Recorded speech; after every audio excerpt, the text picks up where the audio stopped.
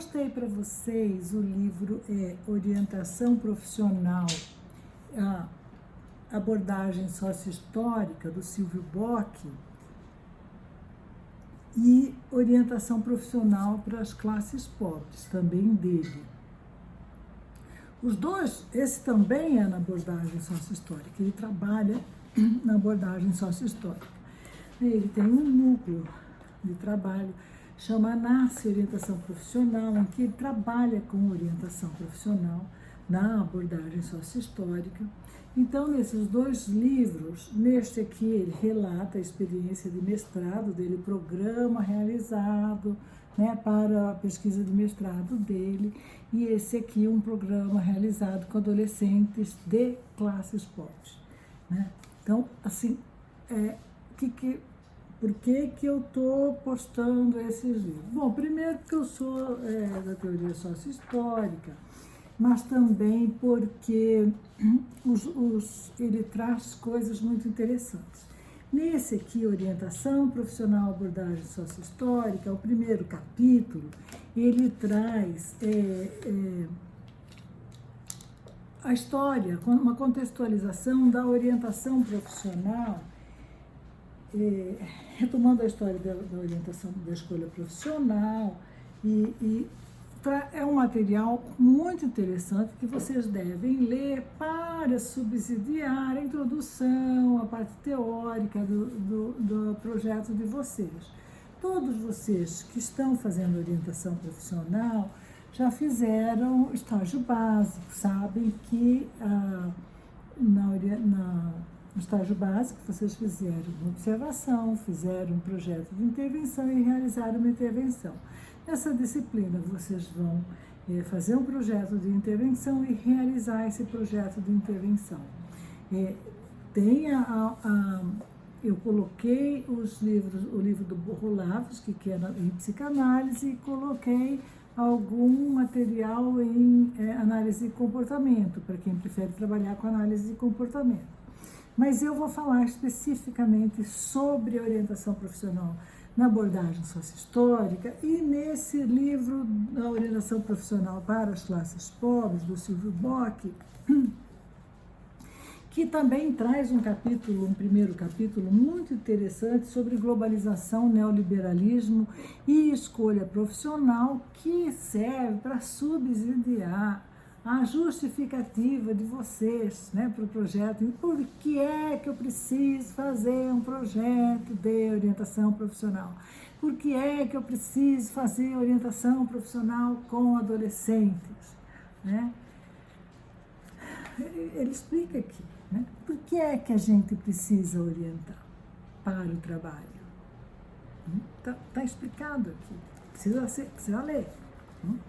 Então, no primeiro capítulo deste livro, ele o primeiro capítulo, Globalização, Liberalismo e Escolha Profissional, ele vai contextualizar a escolha profissional sobre a globalização e o liberalismo, refletindo, né, a questão do desemprego, que o desemprego é a temática fundamental nesse novo momento no mundo do trabalho, né, que as empresas avançaram tecnologicamente, elas se enxugaram e precisam cada vez de um número menor de trabalhadores. A gente viu isso nos bancos, a gente está vendo isso nos supermercados, em outros países a gente vê isso nos postos de gasolina. Sumiram os trabalhadores, foram mandados embora os trabalhadores e foram substituídos por máquinas.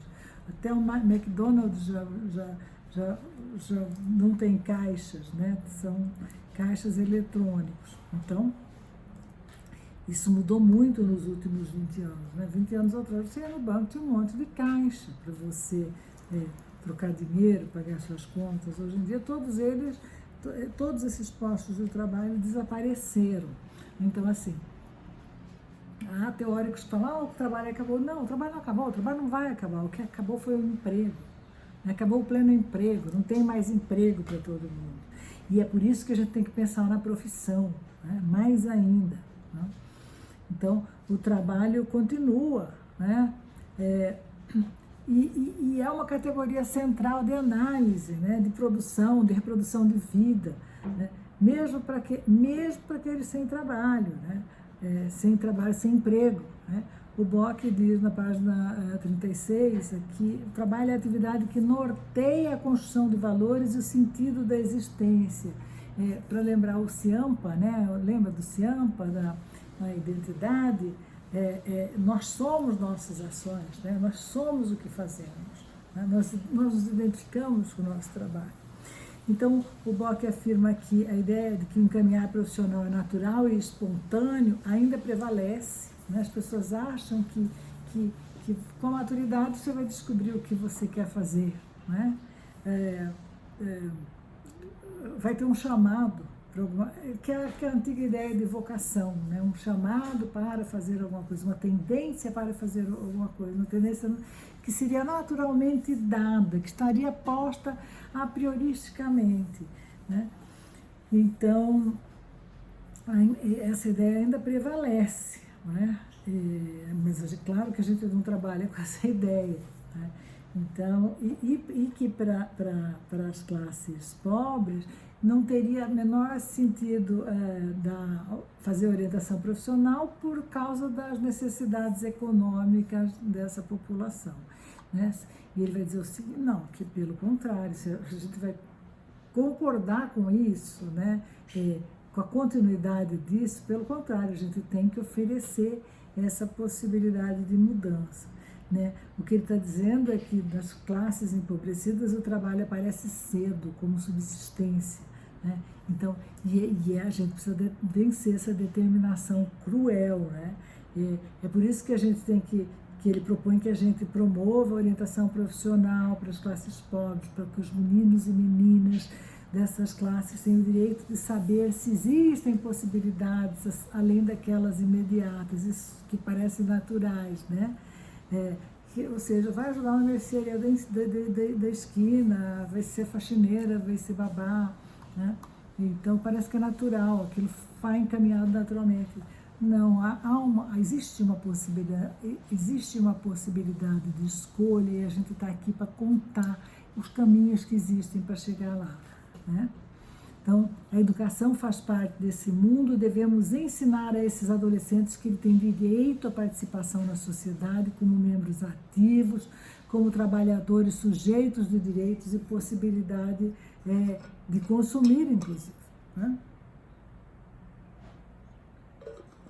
No capítulo 2, ele promove uma reflexão sobre sentido e significado. A gente viu o sentido e significado com Leontiev, todos vocês foram meus alunos, todos vocês viram o sentido e significado com Leontiev, e defende que a gente tem que enriquecer o repertório dos sujeitos, né? Aquilo que o Vygotsky também fala, a escola tem que enriquecer as possibilidades, né? Enriquecer o repertório, a experiência desses sujeitos, né? Alerta que o sentido que os jovens dão às escolhas profissionais e às suas trajetórias tem que ser consideradas quando a gente trabalha com orientação profissional.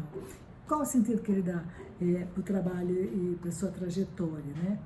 Lembrar que os sujeitos constroem sentidos a partir das suas vivências, do significado, do discurso, da ideologia dominante e das suas necessidades. O sentido é pessoal e único, mas carrega consigo os elementos da vida social. Então, é normal, é esperado que em Ladário muitos alunos queiram ser da Marinha, né? É esperado que os filhos de médicos queiram ser médicos, que os filhos de advogados queiram ser advogados, né? E também a gente precisa compreender quando encontra um adolescente que fala que quer entrar para o mundo do crime, que o mundo do crime é que dá dinheiro, né? A gente precisa ouvir o que ele está falando, entender que ele está falando do seu meio social, ele está falando da realidade que ele vive. E a gente tem que mostrar, olha, mas a gente está aqui para mostrar outras possibilidades, né? Então, mas compreender esse sentido, não é julgar, é compreender esse sentido, permite compreender a ideologia que vigora e domina a sociedade, o grupo a que ele pertence, né? Qual o significado de trabalho, de salário, de renda, de sucesso profissional, de vencer, né? A gente precisa perguntar isso para as crianças. para que eles pensem nisso, né? No capítulo 3, ele relata algumas pesquisas em orientação profissional com populações pobres, uma de Celso Ferretti, em 83, que entrevista 10 trabalhadores que iniciaram o trabalho entre 8 e 13 anos, e apenas um terminou o ensino médio, né? Para os entrevistados de Ferretti, a ascensão profissional não se apoia na escolaridade, entretanto, todos eles tinham a expectativa de que seus filhos frequentassem e permanecessem na escola para alcançar postos mais altos na hierarquia de trabalho.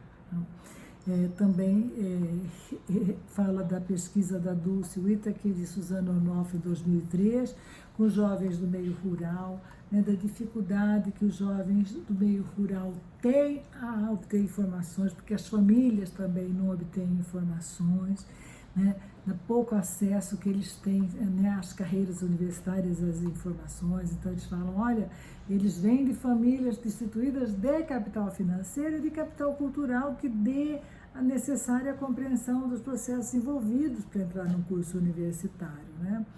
Então, elas defendem a criação de cursinhos populares nos centros urbanos, né? E falam que nos centros, nos períodos rurais, mesmo aqueles que participam de cursinhos nos espaços rurais, eles têm, na pesquisa dela, eles têm uma baixa estima que faz com que não acreditem que possam atingir o nível superior de ensino, que aquilo está tão distante para eles, né? Nas entrevistas, elas observam que os jovens dos meios rurais precisam, né, de orientações específicas para entrar na universidade, precisam saber como chegar à universidade e as táticas e brechas que podem utilizar para vencer as barreiras que consideram intransponíveis. Então, essas táticas e brechas que elas falam são as formas de obter as informações para ingressar na formação universitária, né? Que vocês devem oferecer, né? Como é que eu descubro, quais são os caminhos para ingressar, né? A preocupação que muitos têm, mas eu não posso fazer faculdade porque eu tenho que trabalhar. Então, assim, a orientação sobre as possibilidades de bolsa, como conseguir bolsa, tudo isso deve ser informado porque esses adolescentes não têm essa informação. São vocês que vão dar para eles, e se vocês não derem, muitos deles nunca vão saber, né? Então, essas autoras falam uma coisa interessante, que elas falam que elas orientam, às vezes, a que os alunos prestem vestibular para cursos de baixa procura para eles conseguirem entrar, porque elas falam que mesmo os cursos de baixa procura, de cursos de baixa demanda, tem saído profissionais de muita competência para funções diversas. E às vezes ele entra num curso de baixa procura e depois faz outro, né? Então, elas também recomendam que se informe que nem sempre se consegue ingressar na primeira tentativa, né?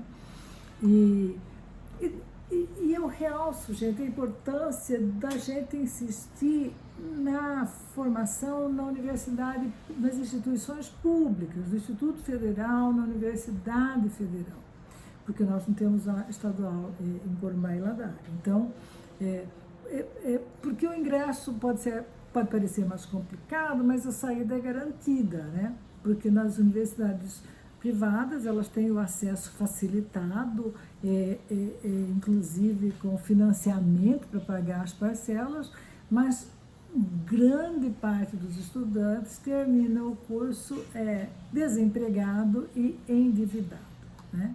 Sem condições de pagar o curso, sem emprego e tendo que pagar uma dívida enorme. Então,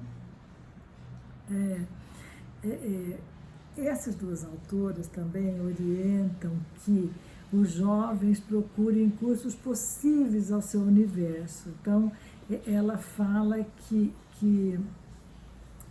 eles possam optar pelos que são mais favoráveis do que está perto deles, né? Porque assim, não adianta você levantar os desejos, eu tenho desejo de ser diplomata, né? É um desejo distante. Comece cursando Direito na Universidade em Corumbá e quem sabe daqui você consegue seguir para a carreira diplomática, mas primeiro o que está mais próximo, mais viável, mais perto da sua casa, da sua vida, né? A não ser que ele tenha condição de fazer para uma universidade fora, claro, porque também tem,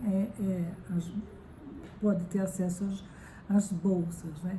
Mas elas falam, elas defendem essa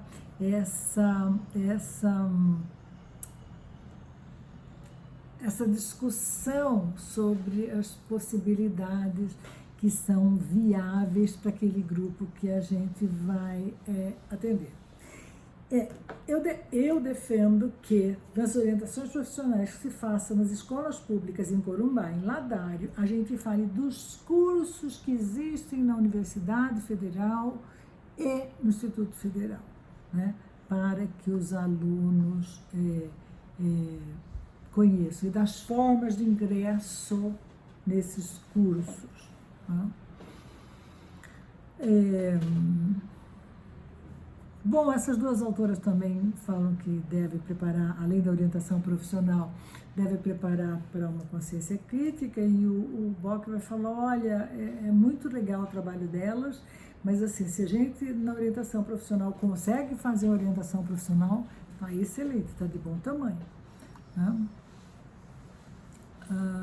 Elas falam do grupo que elas atenderam de 12 jovens, com uma linguagem precária, dificuldade de interpretação de textos, dificuldade de escrever textos sem erros de ortografia e concordância, dificuldade de abstrair e generalizar. Então, agora, gente, esses anos pós-pandemia, essa vai ser a realidade encontrada por vocês, né, crianças com dificuldade de abstrair, de generalizar. A gente sabe, a gente viu na pesquisa do Lúria, né, naquelas populações que tinham a dificuldade de pensar conceitualmente, né? Isso vai estar bem agravado após a pandemia. A gente sabe que está bem agravada essa situação após a pandemia.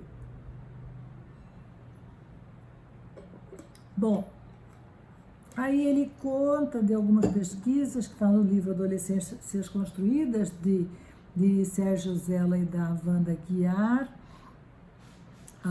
uma pesquisa na Argentina que com jovens de setores mais vulneráveis também.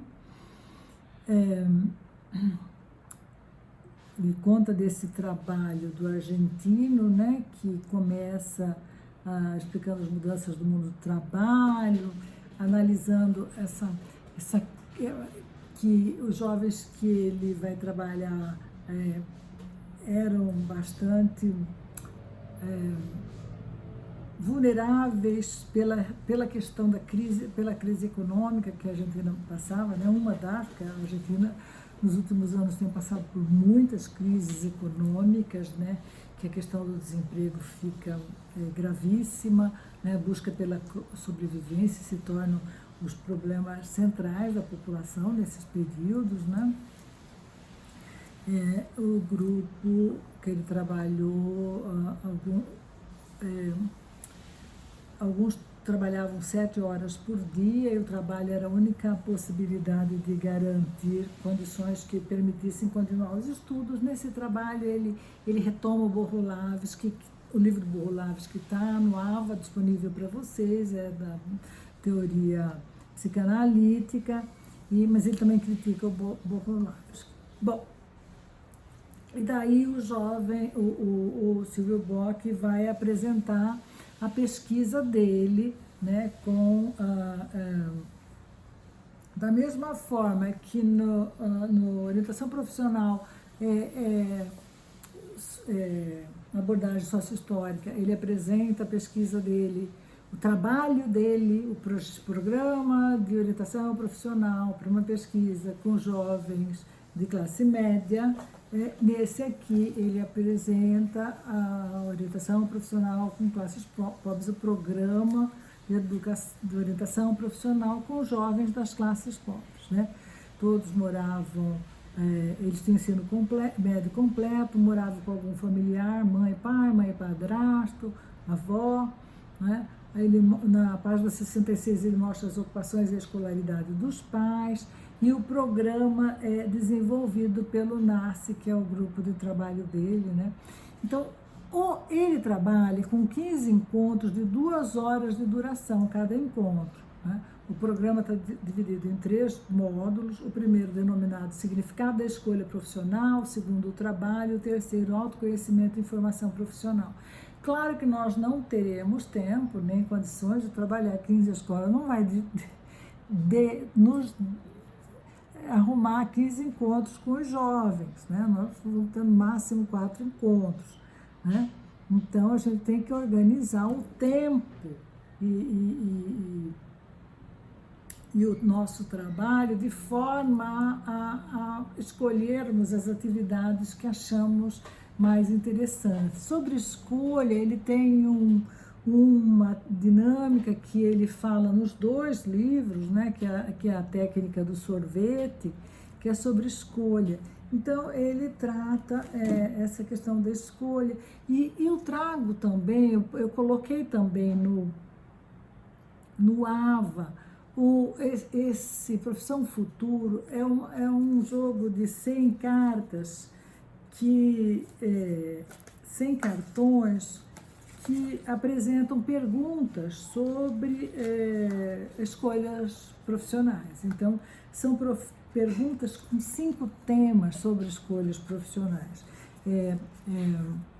Autoconhecimento, conhecimento do mundo do trabalho, escolha. São 5 temas, estão separados, e isso também já está no AVA, está no arquivo em PDF, perguntas para escolha profissional, né? Então, a ideia é que vocês leiam, né, o Silvio Bock, ou se vocês forem, se alguém quiser trabalhar com Bogolavsky, que na linha da psicanálise ou na análise do comportamento, mas que leiam esses primeiros capítulos do Silvio Bock também sobre o mundo do trabalho, embora eu também tenha colocado um capítulo excelente sobre o mundo do trabalho, da Lígia Borges e do Yamamoto, que está nesse livro Psicologia, Organizações e Trabalho no Brasil.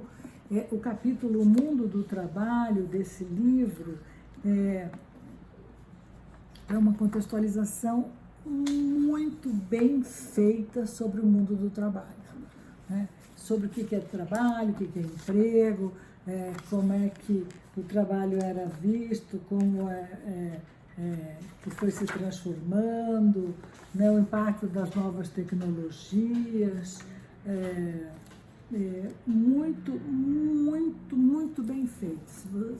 Se vocês lerem, vocês só vão se enriquecer intelectualmente com o conhecimento desse capítulo. Um capítulo muito interessante para ser lido sobre o mundo do trabalho. Muitos conceitos interessantes, muito bem escrito, muito bem feito. Só vai ajudar vocês a elaborar o projeto de vocês e discutir com os alunos essas questões. Bom, então, finalizando, gente, o livro do Silvio Bock, então ele tem aí o processo dele, que vocês podem ler, todo o processo de orientação profissional que ele faz, como é que ele faz, como é que são os encontros, para vocês escolherem o que vocês vão fazer. Fora os livros dele, e tudo isso aqui que eu discuti, eu coloco também um livro sobre dinâmicas de orientação profissional e vou colocando mais coisas que eu for lembrando. Para que vocês elaborem o projeto de intervenção e orientação profissional até o dia 15 de setembro. No dia 15 de setembro, vocês devem me enviar esse material, né, esse projeto de orientação profissional. Eu vou corrigir, até lá também você já tem que estar com a carta de apresentação feita, né? Vocês têm que me pedir a carta de apresentação para que escola que vocês vão para eu fazer. E daí eu, aprovando o projeto, vocês podem iniciar o processo, né? O programa de orientação profissional. Procurem fazer o máximo de encontro que vocês puderem para que vocês façam um bom trabalho. Daí eu vou ficar 20 dias fora, eu vou para um congresso fora do país, um congresso em Portugal, e daí eu tirei férias de 25 de setembro até o feriado de outubro. Eu vou estar fora enquanto vocês começam o processo de orientação profissional de vocês. Por enquanto é isso. Qualquer dúvida, perguntem no e-mail ou no WhatsApp. E, por favor, entrem em contato com as escolas próximas de vocês, vejam o nome do diretor e me informem os nomes de vocês, com que dupla que vocês vão, o nome do diretor e da escola para fazer as cartas de apresentação. Por enquanto é isso, mas vamos conversando.